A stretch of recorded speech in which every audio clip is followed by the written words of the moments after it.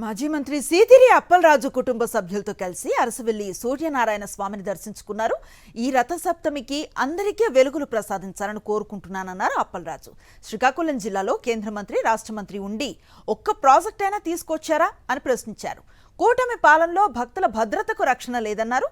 తిరుమల, సింహాచలం, పలాసలో తొక్కిసలాటలు జరిగి భక్తులు చనిపోవటం ప్రభుత్వ వైఫల్యం కాదా అని నిలదీశారు మాజీ మంత్రి సీదిరి అప్పలరాజు.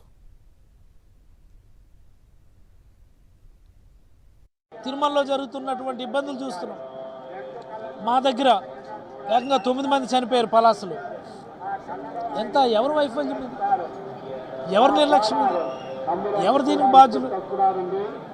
5 లక్షలు 10 లక్షలు ఎక్స్గ్రేషియా పెట్టేస్తే మత విశ్వాసాలను కాపాడడం అయిపోతుందా?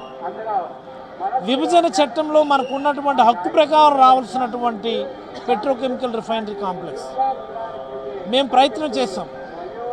ప్రభుత్వం ఒక కొలిక్కి తీసుకొని వచ్చింది కేంద్ర ప్రభుత్వం నుంచి మనం మంజూరు చేసే క్రమంలో ఇతర జిల్లాలకు మంజూరు కావడం అన్నటువంటిది నాకైతే చాలా బాధ కలిగించింది. 2 మంత్రులుండి ఈ రాష్ట్ర వ్యాప్తంగా మీరేవో రకరకాల పెట్టుబడులని ఇవనేవో రకరకాల మాటలు మాట్లాడుతున్నారు కదా మీడియాలో. అందులో ఒక్కటంటే ఒక్కటి మన జిల్లాకి కేటాయించడం జరిగిందని నేను అడుగుతా ఉన్నాను.